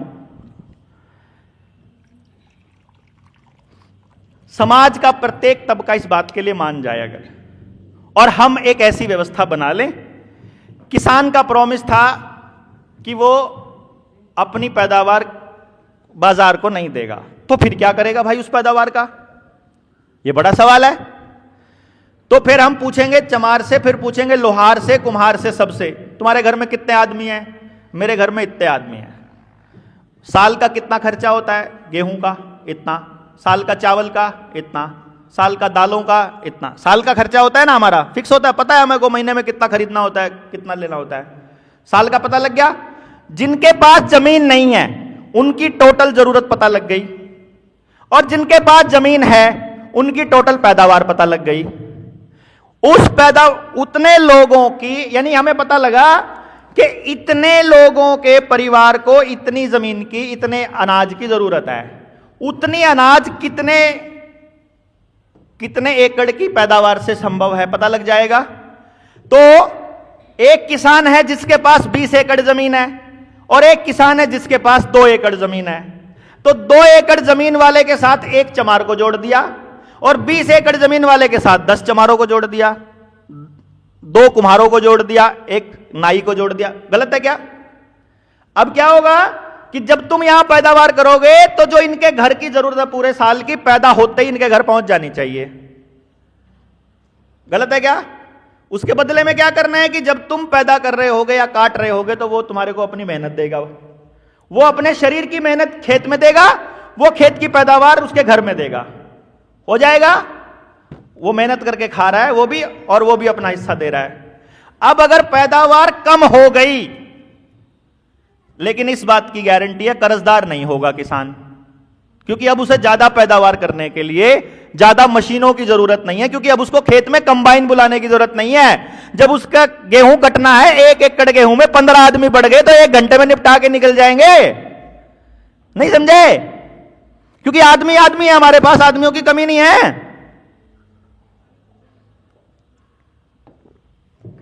अब यदि हमको खेत के अंदर मशीनों का इस्तेमाल कम करना है, कि कंपनियों का इस्तेमाल कम करना है, तो हमको बैल चाहिए।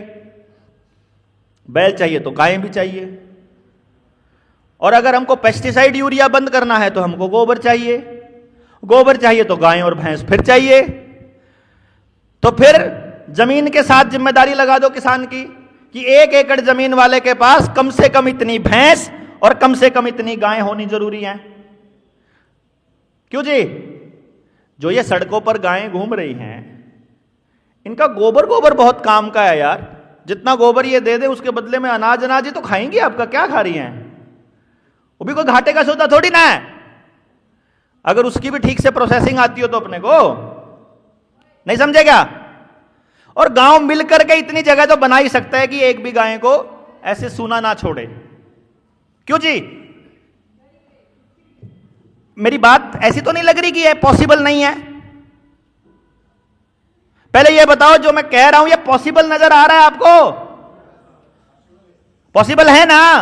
समझने के बाद अगर मैं यहां से ऐलान कर दूं कि एक गांव में इतने लोग होंगे, वो नहीं, आप ऐलान कर दो उससे नहीं। गांव में जाकर उनको समझना पड़ेगा, फिर वो अपनी प्रॉब्लम बताएंगे, फिर आप समाधान बताओगे, फिर प्रॉब्लम बताएंगे, फिर समाधान। It's a long process. 50 साल लगे हैं बर्बाद होने में। ऐसे साल 2 साल में चीजें नहीं बदलने वाली हैं। लेकिन यह पक्का है कि यदि आपको खेत में से पेस्टिसाइड निकालना है तो घर में गायें लानी पड़ेगी। घर में भैंस आएगी तो पेस्टिसाइड निकलेगा। घर में बैल आएगा तो ट्रैक्टर जाएगा। ट्रैक्टर खेत से निकल गया और बैल अगर घर में आ गया तो खेत की मिट्टी भी फोकी हो जाएगी, नरम हो जाएगी। खेत की मिट्टी नरम हो जाएगी तो देसी बीज भी उगने स्टार्ट हो जाएंगे। उसके बाद जो पैदावार होगा, बीमार होना भी बंद हो जाएगा, क्योंकि हाइब्रिड बीजों की जरूरत नहीं है। पानी की भी ज्यादा जरूरत नहीं पड़ेगी। पानी की जरूरत नहीं पड़ेगी तो बिजली के ऊपर डिपेंडेंसी भी खत्म होने के चांसेस हैं। सरकार के ऊपर प्रेशर बना के बांध से पानी अपनी नहरों में भी छुड़वा लेंगे। नहर में से हफ्ते का पानी मिल जाएगा तो उसी से भी खेत का काम चल जाएगा, जैसा पहले हमारा चलता था। क्यों जी? पॉसिबिलिटी दिखाई दे रही है। अब घर में आपके अगर 10-10 भैंस आ गई हैं तो उनके खाने के लिए खेत छोटे पड़ जाएंगे, इसलिए गांव को अपना जंगल चाहिएगा। तो जो सरकार ने जंगल की जमीन पे कब्जा कर रखा है, दोबारा अपना जंगल उगा लेंगे गांव वाले। कब्जा छोड़ो, बात खत्म, हम अपना जंगल उगाएंगे, क्योंकि हमारी भैंसे गायें कहां चरेंगी। हर गांव के पास अपना जंगल लौट आया। इतना पानी समर्सिबल से निकालना संभव नहीं है, इसलिए रेन वाटर हार्वेस्टिंग करके या पानी बचाकर या नहर का पानी लाकर अपने गांव का जोहड़ भी ठीक कर लेगा गांव मिलके। क्यों जी? सरकार से ग्रांट नहीं ले रहे हैं एक भी काम में। हमने अपना जंगल भी वापस ले लिया, हमने अपना जोहड़ भी बना लिया, हमारे घर में गाय भी वापस आ गई, बैल भी आ गया, खेत से पेस्टिसाइड भी निकल गया, कंपनियां भी निकल गई, सारे काम पैरेलल हो रहे हैं। अब जब हम एक दूसरे के ऊपर निर्भर हैं, अगर गांव के किसी आदमी की रोटी किसी दूसरे आदमी के ऊपर निर्भर है तो क्या वो उसकी बेटी को गलत नजर से देख सकता है? रोटी, बेटी और माटी, ये बचाना है तो तीनों आपस में एक दूसरे के साथ संबंध करना होगा। क्यों दादा? अगर मेरी रोटी आपके ऊपर डिपेंड करती है तो मैं आपकी बेटी की तरफ नहीं देख सकता गलत नजर से, फिर आपकी बेटी मेरी बेटी हो जाएगी। मेरी बेटी आपकी बेटी होगी, आपकी बेटी मेरी बेटी होगी। तो गांव में मैं नशा घुसने दूंगा क्या? पुलिस के आने की जरूरत होगी क्या? वकील की महंगी फीस की जरूरत होगी क्या? कोर्टों की जरूरत होगी क्या? नेता की जरूरत होगी क्या? पॉलिटिकल पार्टी की जरूरत होगी क्या? किसी कंपनी की जरूरत होगी क्या? टीवी की जरूरत होगी क्या? जब बच्चा स्कूल, गांव के स्कूल में पढ़ रहा है, खेत में काम कर रहा है, वापस शाम को घर आ रहा है, सारी पढ़ाई गांव में मिल रही है, सारा रोजगार गांव में मिल रहा है, अपनी सड़कें, अपना टोल टैक्स, अपने गाड़ियां, अपना पेट्रोल डीजल अपने सिर पे धर के नाच ले सरकार और कंपनियां। नहीं, जब हमें कहीं जाना ही नहीं है, हमको कहीं जाना है, और जब गांव इतना संगठित हो जाएगा तो कोई टोल टैक्स बचेगा क्या? बताओ जरा। नंबर प्लेट पे हम अपनी हर नंबर प्लेट पे भारत सरकार ना लिखवा लेंगे? क्योंकि गांव, भारत तो गांव ही है। सरकार बड़ी चिंता है, बोलेंगे नंबर प्लेट किस लिए? चोरी ना हो जाए। तो चोरी होने के बाद तुम कैसे निकालते हो? वो निकालने का रास्ता पुलिस के पास नहीं है, लेकिन उससे पहले नंबर प्लेट आपको उनके वाली लगानी है।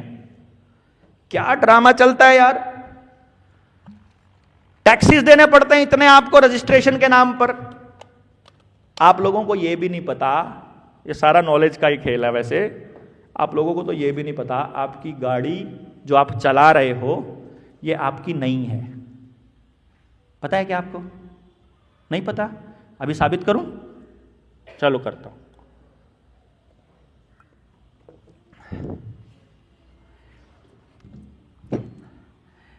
जिस आदमी ने अपनी जमीन का कोई भी डॉक्यूमेंट बनवा लिया, जिस आदमी ने अपनी जमीन छोड़ो किसी भी प्रॉपर्टी का कोई भी डॉक्यूमेंट बना लिया, उस आदमी ने यह कह दिया कि यह प्रॉपर्टी मेरी नहीं है। नहीं समझ में आया? चलो समझाते हैं।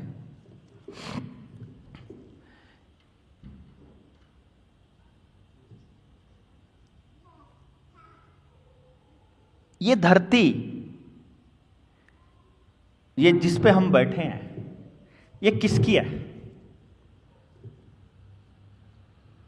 जल्दी बताओ जल्दी। अरे नहीं, नाम तो है ना किसी के? हैं? नहीं नहीं, अभी तो नाम है ना किसी के, रजिस्ट्रेशन अभी किसी के। अभी हम देसी भाषा में बात करें, जो नेचुरल है, जो भी चल रहा है। क्या नाम है यहां इसके मालिक का? है संकले चा, संकलेचा, ठीक है। संकलेश्वर, संकलेश चाचा, चल जो भी है, संकलेश चाचा बोल देंगे हम तो। कहाँ है संकलेश चाचा, किधर है? चलो अभी है नहीं। संकलेश चाचा ने ये जमीन अपने नाम रजिस्ट्री करवा ली। उसको रजिस्ट्री करने की उसको रजिस्ट्री किसने किया? सरकार ने नहीं। रजिस्ट्रेशन अथॉरिटी होता है तहसीलदार। तहसीलदार ने वो जमीन उसके नाम पे किया। तहसीलदार उसके नाम पे जमीन तभी कर सकता है जब वो जमीन तहसीलदार की हो।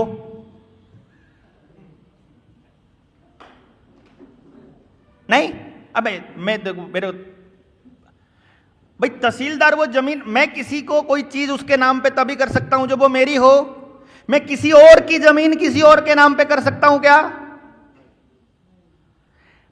मैं अपनी जमीन तो किसी को दे सकता हूं, उसके नाम पे कर सकता हूं कि मेरी जमीन है, तुम्हारे नाम कर दिया।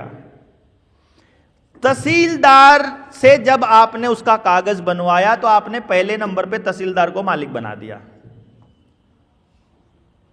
नहीं, अदरवाइज तहसीलदार को वो जमीन की रजिस्ट्री करने का परमिशन किससे मिला? वो बोले सरकार से। सरकार से नहीं मिला, विधानसभा से मिला। विधानसभा में बैठे लोगों को ताकत किसने दिया? हम लोगों ने। यानी हमने ताकत दी, उन्होंने ताकत दी, और फिर उन्होंने हमारे नाम रजिस्ट्री करी। यार हमारी ताकत अगर हमारे उनको दे करके रजिस्ट्री करवानी है तो हम सीधी ना कर लेंगे भाई। हमें तहसीलदार को पैसे देने की, इतना सारा वो स्टांप ड्यूटी देने का क्या जरूरत है? नहीं समझे? नहीं समझे, चलो और समझाते हैं। गाड़ी खरीदा, किसी कंपनी में गए, कंपनी को 10 लाख रुपया दिया, गाड़ी दे दी। उन्होंने आपको डिलीवरी रिपोर्ट दे दी, गाड़ी का मालिक बना दिया कि आप मालिक देवेंद्र। अब देवेंद्र ने क्या किया कि ना, मैं मालिक नहीं हूं, और रजिस्ट्रेशन अथॉरिटी मालिक है।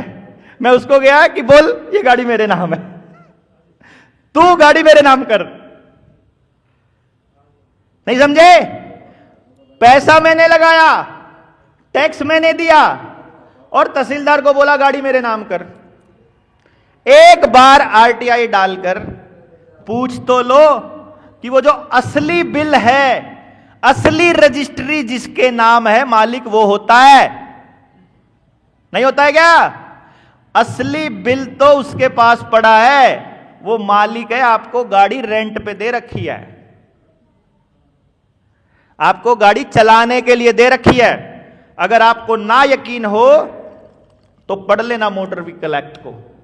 जब चाहे गाड़ियां वापस ले सकती है सरकारें, जब चाहे बैंक नोट वापस ले सकते हैं, जब चाहे जमीन सरकार वापस ले सकती है, जब चाहे आपकी जमीन पर अधिग्रहण कर सकती है, जब आप उनको इतनी अथॉरिटी दे दोगे कि तुम हमको रजिस्ट्री दो। समझे? इसका मतलब वो जो ताकत उनको दे रखी है वो वापस लेने का बनता है। बोलो, बिना समझ के संभव है, बिना आपके निकले संभव है। संगठन में निकलोगे तो नहीं होगा, क्योंकि प्रधान जी निकलने नहीं देंगे। अब मान लो प्रधान जी को बोलना ना आता हो और दूसरे को बोलना आता हो, तो प्रधान जी की कुर्सी खतरे में पड़ जाएगी। तो बेटर क्या है, सारे प्रधान बन जाओ। क्या दिक्कत है भैया? आज मान लो 200 लोग यहां बैठे हैं, तो 200 लोग 200 कंपनियां खोल लो ना, 200 दुकान खोल लो, 200 जेएसएम बना लो, क्या दिक्कत है? और जिसके जेएसएम में जिसको शामिल होना हो जाओ,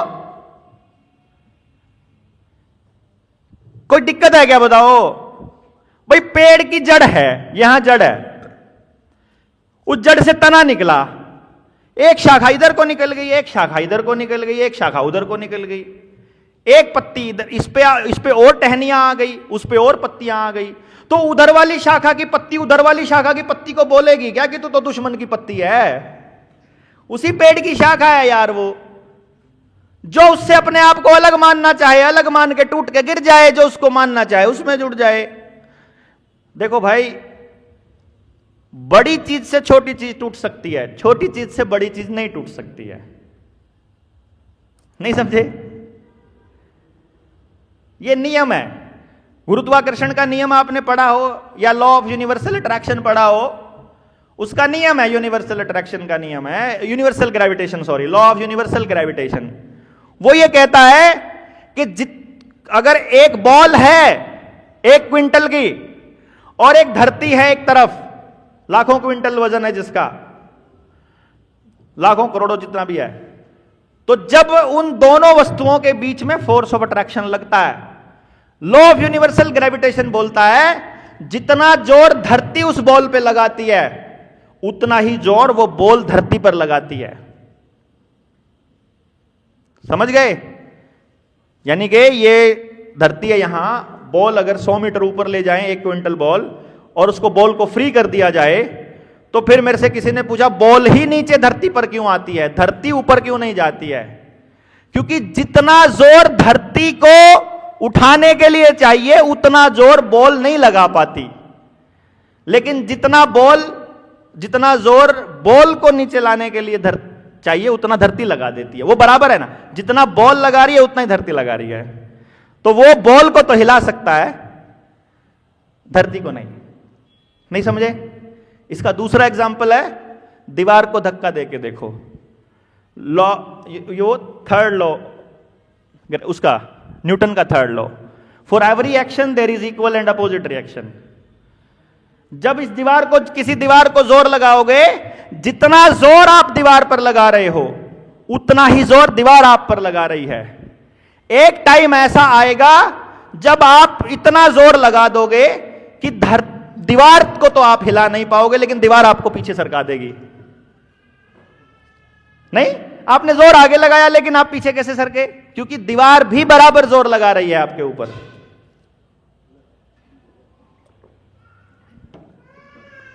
पॉइंट क्लियर हुआ ना? अर्थात किसी एक खास पैरामीटर में फंसने की जरूरत नहीं है। मुद्दा है महाराष्ट्र के इस गांव को जिस चीज की जरूरत है वो दिल्ली में बैठा या चंडीगढ़ में बैठा देवेंद्र बलारा नहीं बताएगा कि आपको व्यवस्था परिवर्तन कैसे करना है। और मेरे गांव में जिस चीज की जरूरत है उसके लिए किसी और की सलाह लेने की जरूरत नहीं है। मेरे गांव वालों को मालूम है। मेरे गांव वालों को सिर्फ इतना बताना है कि भाई गलत रास्ते पर चले हुए हैं, पैसा गांव में रोकने का रास्ता ढूंढो, खेत में असली चीज उगाने का रास्ता ढूंढो, पानी पे अपना कंट्रोल करने का रास्ता ढूंढो, जंगल बचाने का रास्ता ढूंढो, बच्चों से अपराध से बच्चों को बचाने का रास्ता ढूंढो, नशे को रोकने का रास्ता ढूंढो, आपस में लड़ाई झगड़े को खत्म करने का रास्ता ढूंढो, पुलिस से अपनी डिपेंडेंसी खत्म करने का रास्ता, जजों के ऊपर जाने का रास्ता, गांव से पैसा या अपना जोर बाहर भेजने का रास्ता ढूंढो। खाली इसके लिए अपने को जागृत करना है। तो जैसे ही खेत में ओरिजिनल खाना आएगा वैसे ही शरीर भी अपने आप स्वस्थ होता जाएगा। और जैसा होगा तन वैसा होगा मन, और जैसा होगा मन वैसी दुनिया हो जानी स्टार्ट हो जाएगी। मन में खुशी है चारों तरफ अच्छा माहौल लगता है, मन दुखी है तो चारों तरफ खराब खराब फील होता है। कोई फालतू दिमाग में जोर लगाने की जरूरत क्या है?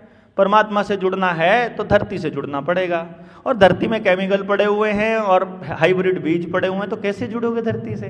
ना धरती से जुड़ पाओगे ना परमात्मा से। धरती से नहीं जुड़ पाओगे, अपने से नहीं जुड़ पाओगे, अपने से नहीं जुड़ पाओगे, परिवार से नहीं जुड़ पाओगे, परिवार से नहीं जुड़ पाओगे, किसी से नहीं जुड़ पाओगे, किसी से जुड़ नहीं पाओगे तो अकेले रह जाओगे, अकेले रह जाओगे तो लट खाओगे। वो खा ही रहे हैं। नहीं, तो कोई बड़ी कैलकुलेशन करने की जरूरत नहीं, रियलिटी पे आने की जरूरत है।